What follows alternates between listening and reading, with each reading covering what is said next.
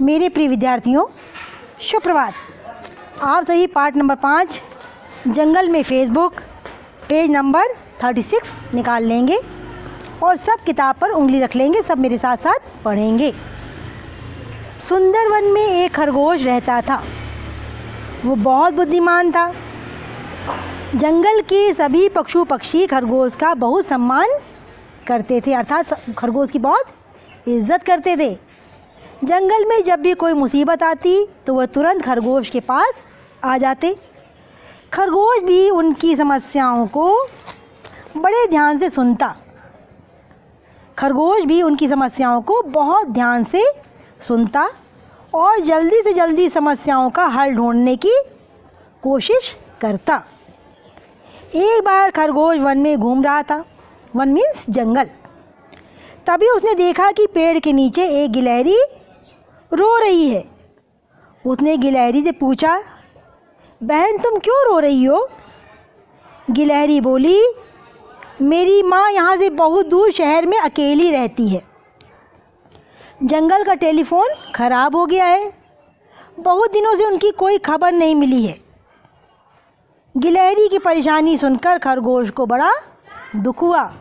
जो अच्छे लोग होते हैं वो दूसरों के दुखों में दुखी हो जाते हैं। वो थोड़ा और आगे गया तो उसे 2 चूहे बातें करते दिखाई दिए। वे भी अपने मित्रों संबंधियों का समाचार न मिलने से दुखी थे। इस प्रकार कई पशु पक्षी टेलीफोन के खराब होने से उदास थे। सबको उदास और परेशान देखकर खरगोश बेचैन हो गया, मतलब उसे अच्छा नहीं लगा।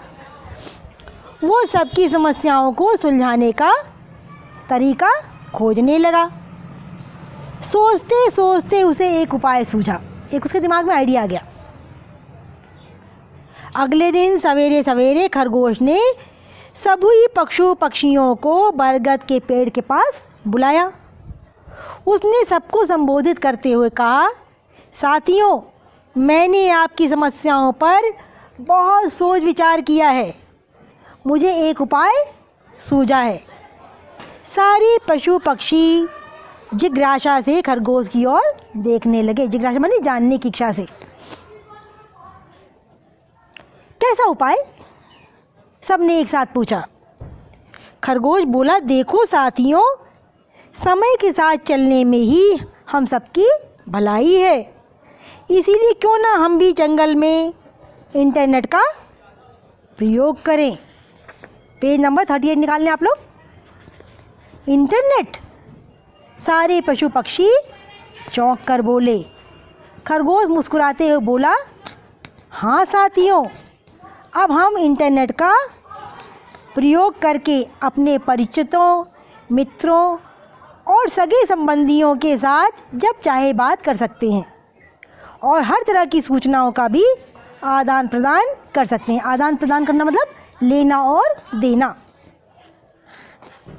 तोता फुदकते हुए बोला, पर दादा, सूचनाओं का आदान प्रदान तो हम टेलीफोन के द्वारा भी कर सकते हैं।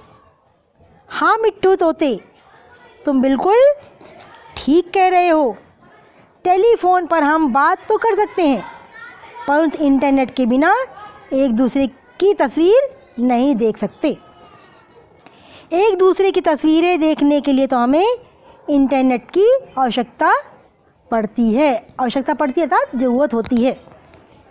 खरगोश की बात सुनकर सभी पशु पक्षी हैरान होकर एक दूसरे को देखने लगे।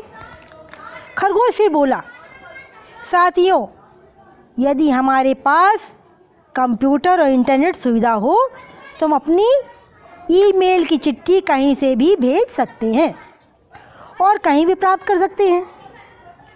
बस चिट्ठी भेजने और पाने के लिए एक ईमेल पता चाहिए। इतना ही नहीं, आजकल तो मनुष्य ने बहुत उन्नति कर ली है। उसने फेसबुक, व्हाट्सएप जैसी कई सोशल साइट बना ली हैं। इस पर अपने दोस्तों से बातें कर सकते हैं और अपने चित्रों का आदान प्रदान कर सकते हैं। आपके जन्मदिन का अवसर हो तो सबको ईमेल के द्वारा निमंत्रण दीजिए। ना कार्ड छपवाने या चिट्ठी लिखने की परेशानी और ना ही डाकघर जाकर टिकट लगाने की सिरदर्दी। सिरदर्दी में परेशानी। अरे वाह, ये तो सचमुच में कमाल का विचार है, सभी पक्षियों ने सोचा। बस फिर क्या था, जंगल के राजा शेर ने जंगल में तुरंत कंप्यूटर और इंटरनेट लगाने का आदेश दिया। सभी पक्षियों ने अपना ईमेल का पता बनाया। अब खोले पेज नंबर 40। अब सभी पक्षियों के मित्रों और सगे संबंधियों की चिट्ठियाँ और तस्वीरें इंटरनेट पर ही आती। फेसबुक की सहायता से उनके बहुत से बिछड़े मित्र भी मिल गए थे। तो प्यारे बच्चों, प्यारे विद्यार्थियों, आपको ये पाठ दोबारा फिर पढ़ना है और इसके शब्दार्थ आप लोग को कॉपी में करने हैं। आप सभी का दिन मंगलमय हो।